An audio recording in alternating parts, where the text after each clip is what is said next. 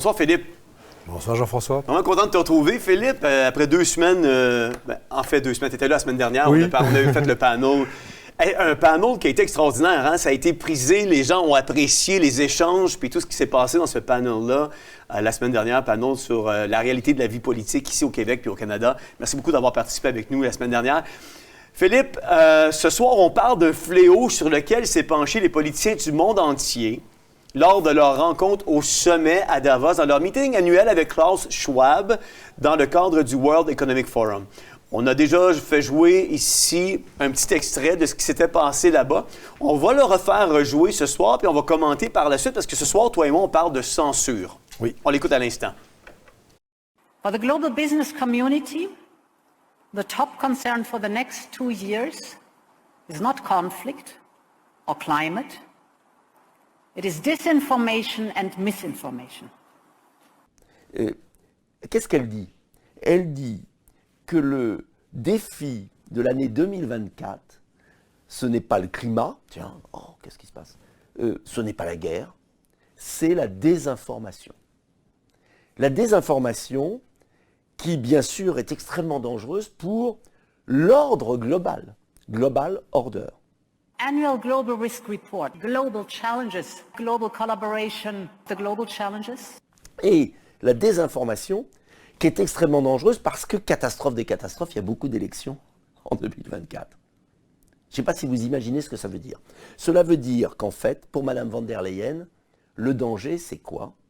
C'est la liberté d'expression. C'est la liberté de l'information.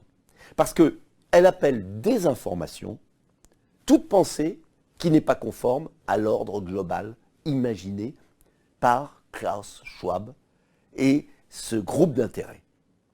Voilà l'enjeu. Alors, elle est très sérieuse et elle dit qu'il va falloir se battre. Philippe, pourquoi la désinformation et la censure sont-elles devenues l'obsession numéro 1 des dirigeants politiques mondiaux, surclassant même les changements climatiques? Parce que ça met en danger leur pouvoir.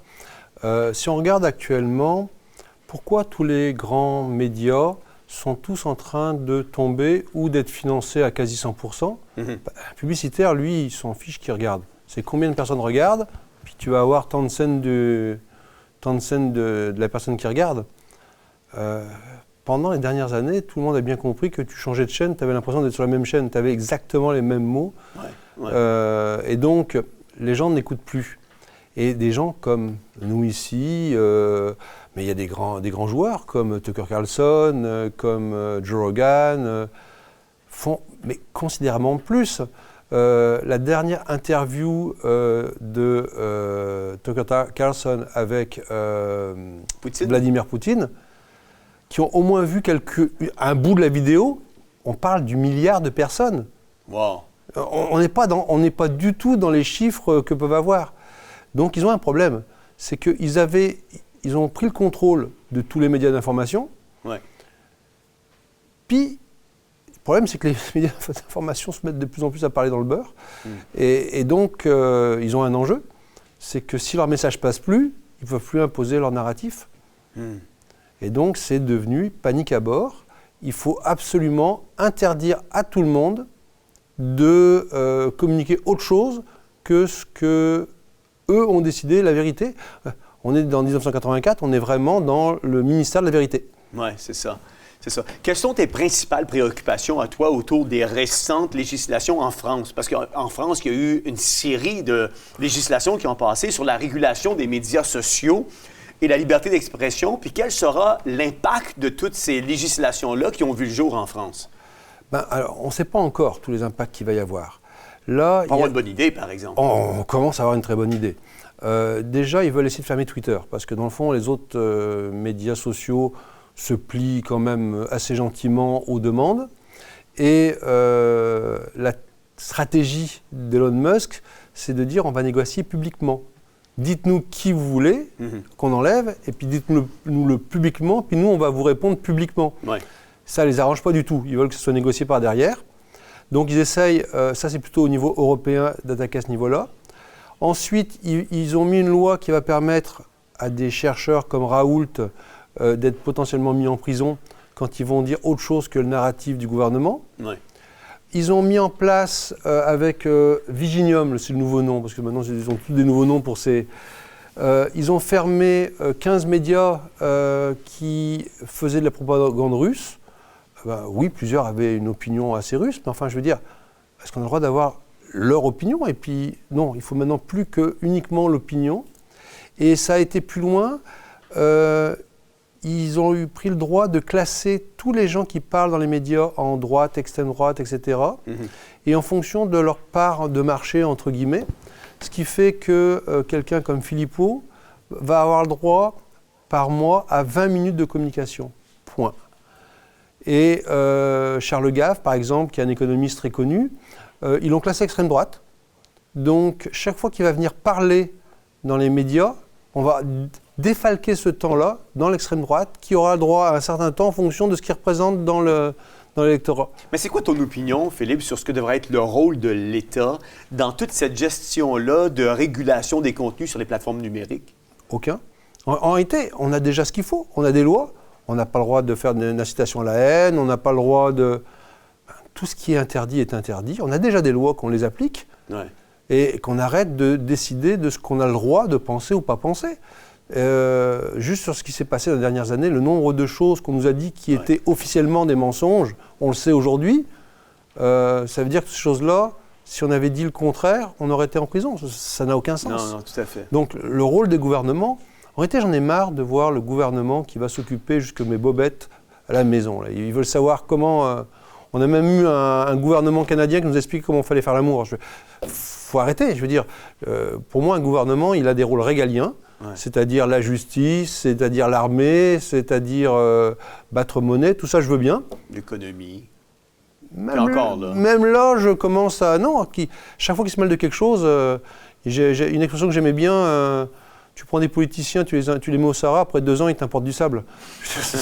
C'est pas forcément eux qui gèrent le mieux l'économie. Non, tout à fait. Y a-t-il une réelle nécessité des gouvernements à lutter, par exemple, contre la désinformation, ou c'est simplement un buzzword ou un fourre-tout qu'on utilise à toutes choses afin d'éradiquer la vérité puis pousser un narratif mensonger? Déjà, on va commencer par parler, c'est quoi la définition de désinformation? Ouais. Parce que désinformation, pendant les années qu'on vient de passer, c'était de dire que le vaccin n'était pas efficace. Au début, il nous disait 90%, maintenant, on en est à quelques pourcentages. Et puis là, dans les cas particuliers des gens qui sont extrêmement malades, et puis on nous a dit, et on nous a répété, qu'il fallait protéger mamie, il fallait donc protéger mamie, protéger papy, protéger les gens fragiles. Ça voulait dire que ça empêchait la transmission. Ça a été reconnu officiellement par la compagnie qui n'ont même pas étudié le cas.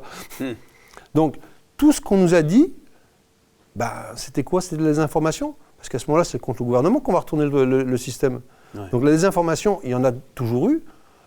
Qu'on donne accès à tout le monde à l'information, puis arrêter de prendre les gens pour des enfants qu'on a besoin de protéger de tous les... par la main, puis... oui, on va leur dire ce qu'ils doivent penser, parce que des fois, qu'ils se trompent. Oui, c'est ça. On apprenait cette semaine le dépôt d'un projet de loi à la Chambre des communes, le projet de loi C-63. On va en parler davantage la semaine prochaine parce qu'on a Maître John Carpé qui va venir justement déballer ce projet de loi-là. Mais c'est un projet de loi de censure qui vise à lutter contre les discours haineux, notamment, puis la désinformation. J'écris bon quand même qu'on puisse en parler ce soir ensemble. En gros, qu'est-ce que le projet de loi C-63 et comment perçois-tu l'impact de ce projet de loi-là sur les préjudices en ligne, sur les discours publics au Canada?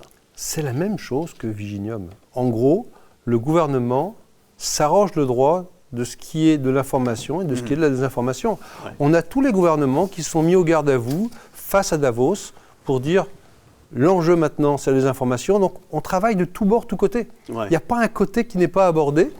Et puis les gouvernements, on est dans le ministère de la vérité. Il y a un gouvernement qui va décider c'est quoi ce qui est vrai et c'est quoi qui est faux. C'est quoi qui est de l'information, c'est quoi qui est de la désinformation. Mais là, ça va un cran plus loin. La vérité, le mensonge. C'est ça.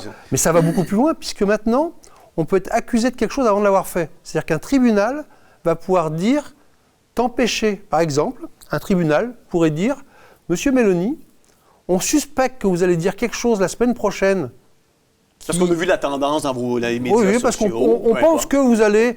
Donc, on vous interdit de venir chez Théovox vous exprimer, sinon vous allez aller en prison.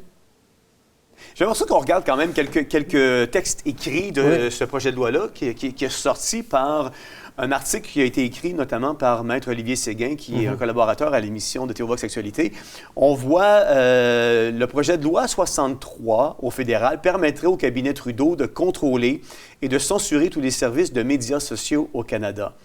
Après ça, on va plus loin, puis ça dit « Il faudrait une douzaine de pages pour traiter de toutes les menaces à la liberté d'expression que contient la loi sur les préjudices en ligne, le projet de loi C-63. » Si on va après ça un peu plus loin, ça dit « Un citoyen qui n'a commis aucun délit, comme tu viens de le dire, Philippe, pourrait être soumis à des restrictions de liberté ordonnées par un tribunal simplement parce que quelqu'un craint qu'il commette un délit de parole. » Ça va plus loin. Ça dit, si elle est adoptée, la loi sur les préjudices en ligne instituera un tout nouvel organe, la Commission de la sécurité numérique, qui sera chargée de veiller au respect des règlements qu'adoptera le cabinet fédéral sans intervention du Parlement.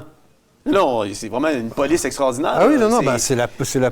Mais non seulement ça, après ça, ça va plus loin. Ça dit, M. Trudeau et consorts aura le loisir de contrôler, de censurer tous les services de médias sociaux au Canada en définissant ce que l'on a le droit ou pas le droit de dire. C'est quand même extraordinaire. J'ai marqué une note ici. Loi de censure brimant la liberté d'expression et creusant davantage une ségrégation entre deux courants de pensée, dont une que l'on veut absolument étouffer. On le fait déjà en la coupant de certaines subventions. Moi, je le sais, présentement, si tu ne penses pas puis tu n'es pas aligné au narratif du gouvernement... Tu n'as aucune subvention. Tu n'as aucune subvention. Tu n'as aucune subvention. Tu paies des taxes. Il y a déjà une ségrégation qui se fait à travers le Canada et même au Québec, que si tu ne penses pas comme le gouvernement, ben tu te coupes de subventions, tu travailles par toi-même, alors qu'on est quand même des payeurs de taxes, là. Oui, mais ça, c'est pas grave, ça. Là, on est dans une... je regardais une vidéo hier qui en arrivait à la conclusion qu'on est, il disait, free run farm of tax farm. C'est-à-dire que dans le fond, on a le droit de se déplacer en liberté dans une farm à taxes. Ouais. Une ferme à taxes. Une ferme à taxes, c'est ça. Et ça va plus loin, ça dit après ça, un citoyen qui n'a commis aucun délit pourra être soumis à des restrictions de liberté ordonnées par un tribunal simplement parce que quelqu'un craint qu'il commette un délit de parole. Le refus d'une personne d'accepter ces restrictions peut entraîner une peine d'emprisonnement pouvant aller jusqu'à 2 ans.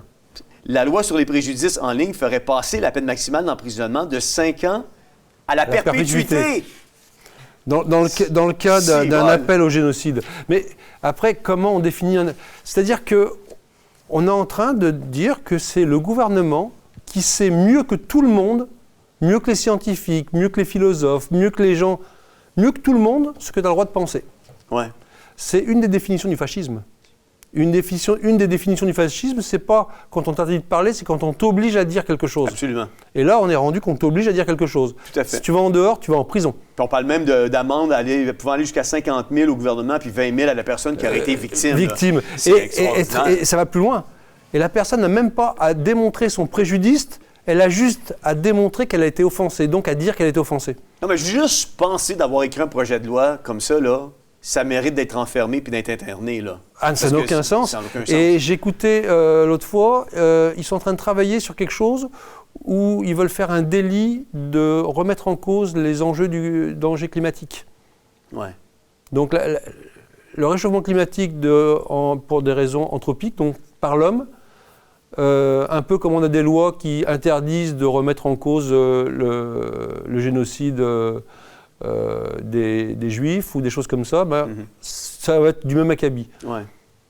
Mais tu vois, ça là, OK, ils en ont parlé cette année au World Economic Forum de 2024, mais c'est déjà à travers la planète, ces lois de censure-là, on veut le jour bien avant 2024. Là. On se souviendra l'année dernière la loi C11, qui est la loi sur la radiodiffusion, qui donne maintenant au CRTC les mêmes droits qu'ils ont dans les médias traditionnels de venir se mettre le nez dans les médias alternatifs puis leur exiger la diffusion de certains contenus si pour eux, il n'y a pas assez de contenu qui leur correspond à ce qu'ils veulent. Leur correspond. Et ce qui est très intéressant, c'est qu'ils l'ont réservé à tous ceux qui gagnent de l'argent avec ça. Ouais. Donc, bloqué tout le système. Et puis maintenant, ça commence par l'autre côté, parce que Internet, et puis c'est pas de moi l'expression, c'est Momoshi qui est une activiste plus ou moins là, sur Internet, enfin sur X, qui a simplement dit Internet diminue, rétrécit. Et vous pouvez tous faire l'expérience, on ne retrouve plus l'information. Et je parlais avec Sylvain... Quand tu parles de rétrécir, tu parles qu'il y a de l'information qu'on ne retrouve plus. On ne retrouve plus, comme si d'un coup, Internet avait disparu. Ouais. Et je suis à l'écriture d'un livre actuellement sur le localisme, et j'en parlais avec Sylvain Laforêt, et il a le même enjeu. Il y avait plein de choses, je savais où les retrouver, et je ne les retrouve plus. Donc maintenant, dès que je vois une information qui m'intéresse, je fais une copie locale. Tu n'as pas le choix. Parce que j'arrive plus à retrouver l'information. Et l'expérience qu'a fait Momoshi, allez voir, elle a fait une superbe vidéo en ligne, cherchez Momoshi sur X. C'est simplement, tu prends un mot, n'importe lequel, tu fais une recherche, et ça dit il y a 12 millions de résultats. Et tu vas arriver jusqu'à 30-35 pages, et il n'y a plus de résultats. Ils sont où les autres millions de résultats? Ils ne sont pas là. Et tous les résultats qui sont mis de l'avant, ce sont tous ceux du gouvernement. Ce qui fait que quand tu parles avec quelqu'un, tu dis fais tes recherches, il me dit je les ai fait mes recherches, j'ai retrouvé que ça. Parce qu'on est en train de bloquer énormément de travail actuellement. Est-ce que tu penses que c'est propre seulement à Google ou si on va sur DuckDuckGo? Non, elle a fait l'expérience, on a exactement le même résultat sur DuckDuckGo. OK, mais sur d'autres moteurs de recherche, par exemple? En réalité, pour l'instant, je n'ai pas, à ma connaissance, trouvé de moteur de recherche. Donc, il y a un contrôle qui est en train de se mettre en place sur les moteurs de recherche. Wow, ça m'en dit long. Ça veut dire que non seulement les gens ne peuvent plus parler, mais même toi, tu ne peux plus chercher. Donc, on arrive vraiment à un système où la seule information accessible, ce sera l'information du gouvernement. Et si tu as le malheur d'être en désaccord, on va te mettre en prison. Imagine. Si ce n'est pas de la censure, je ne sais pas ce que c'est. Mais non, c'est ça. Philippe, comment tu interprètes l'augmentation des pouvoirs réglementaires accordés à des entités comme la Commission de la sécurité numérique au Canada? Encore une fois, est-ce qu'il y a une personne qui a élu un député qui avait ça dans ses boîtes? C'est-à-dire qu'il y a des gens qu'on a élus pour quelque chose et qui font autre chose sans nous demander la permission. Ouais. Donc, mais c'est à tous les niveaux. On a perdu énormément de droits régaliens au niveau du commerce. Le problème des paysans dont on parlait la dernière fois, c'est exactement ça.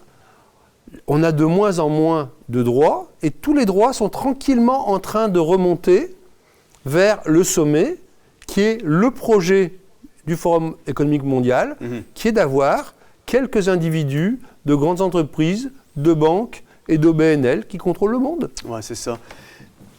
Comment... Ça va être ma dernière question pour toi ce soir. Comment vois-tu l'évolution du rôle des médias sociaux dans la société, en particulier en termes de partage d'informations et de formation d'opinion? Si on est en train de vouloir les tuer, ils ont en réalité, la seule chose qui va nous rester, s'ils continuent comme ça, et puis après, il y a des aspects techniques comme IPv6 qui vont permettre après de contrôler qui se connecte sur Internet. La seule manière de parler de quelque chose, ça va être chez nous autour d'une table. Oui, c'est ça. Mais on va se revenir dans des sujets qu'il y a eu dans le passé où le seul endroit où tu pouvais parler, c'était derrière des portes closes. Ouais.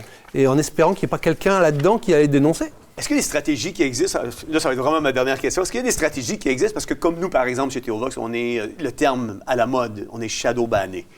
Est-ce qu'il y a des stratégies qui peuvent exister? Parce que si on est appelé à disparaître, on doit développer des stratégies pour perdurer dans le temps. Là. Pour l'instant, le seul outil que je vois qui n'est pas encore contrôlé directement, c'est le courriel. Donc je ne saurais trop conseiller que tous les gens nous donnent l'information de comment les joindre par courriel, pour que si demain matin, une loi passe et qu'on dit désolé, mais Théovox, vous n'avez plus le droit d'émettre parce que vous êtes du mauvais bord de la force, et qu'on veut déplacer l'information de Facebook et de YouTube vers un autre média quelconque qui apparaîtra ou qui n'apparaîtra pas, au moins si on a un courriel, on peut dire aux gens venez nous trouver ici. Ouais. Parce qu'aujourd'hui, si on n'est plus sur nos réseaux habituels, on n'existe plus, on a disparu. C'est vrai. Donc je pense qu'il va être important que les gens qui veulent être bien informés puissent donner leur courriel et vous allez commencer à voir, je sais qu'en France, il y a Tosquin par exemple qui commence à demander les courriels à tout le monde et c'est pas pour vous envoyer de la pub, c'est vraiment pour être capable de vous joindre s'il y a une situation comme ça qui se produit. Ouais. Merci beaucoup d'avoir été avec nous, Philippe, ce soir. C'est une très bonne chronique. On va en reparler la semaine prochaine avec Maître Carper. On va aller encore plus cru dans ces projets de loi-là, mais c'est très intéressant de voir ce qui est en train de se passer. Merci. Vous savez, on vit vraiment dans une société qui valorise le mensonge et qui cache la vérité tout simplement parce que le prince de ce monde, le prince de ce monde, c'est un menteur.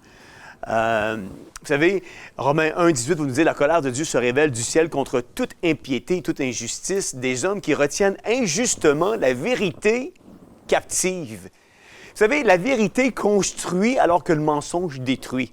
La vérité libère notre esprit alors que le mensonge le lie. La vérité consolide nos croyances alors que le mensonge détruit les fondations de la confiance.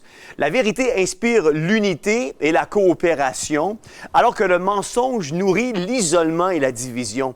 Le mensonge peut gagner des batailles provisoires alors que la vérité remporte les guerres notoires.